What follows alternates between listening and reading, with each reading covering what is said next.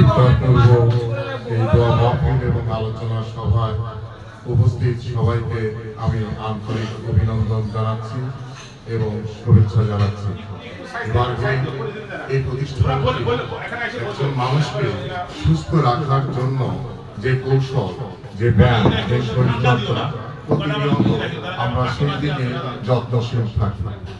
এর মধ্যে একটি মাস আমাদের সিয়াম সাধনার মাস, আত্মিক উন্নতির মাস, আত্মার উন্নতির মাস এবং সিয়াম সাধনার মধ্য দিয়ে একজন মানুষ আধ্যাত্মিক এবং স্বাস্থ্যগতভাবে সে পরিপূর্ণ সুস্থতা লাভ করতে পারে এবং আমরা আল্লাহ তাআলার সান্নিধ্য অর্জনে একটি মাস হচ্ছে এই সিয়াম সাধনার মাস।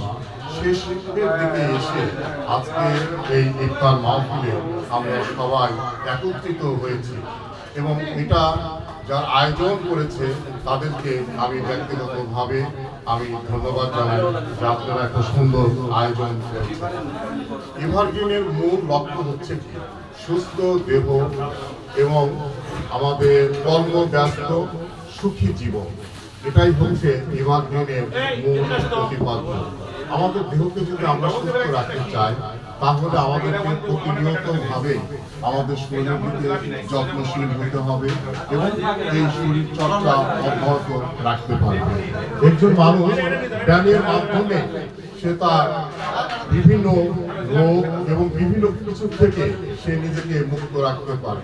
সেই জন্য এভারগ্রিন আমি মনে করি আপনারা সবাই অংশগ্রহণ করবেন এবং প্রতিনিয়তভাবে এই কাজটি আমরা করে যাব, অব্যাহত রাখবো। আমি বেশি কিছু বলবো না, পরম করুণাময় আল্লাহ তাআলার কাছে আমরা প্রার্থনা করব আমরা সবাই যেন আমরা সামনে ঈদুল ফিতর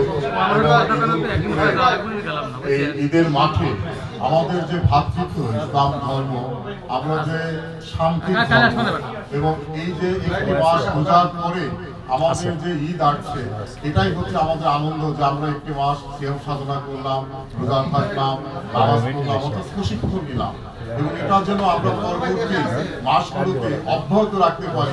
এর জন্য আমাদের সেই প্রচেষ্টা থাকবে এবং দোয়া থাকবে যে এখান থেকে আমরা যে অভ্যাসে রূপান্তরিত হলাম, 5 ওয়াক্ত নামাজ পড়া, আমাদের যে ইবাদত বন্দেগী করা, এটা যেন এই মাসটার মধ্যে শেষ না হয়ে যায়, এই মাসের পরেও যেন আমরা এই কাজটা যেন অব্যাহত রাখতে পারি।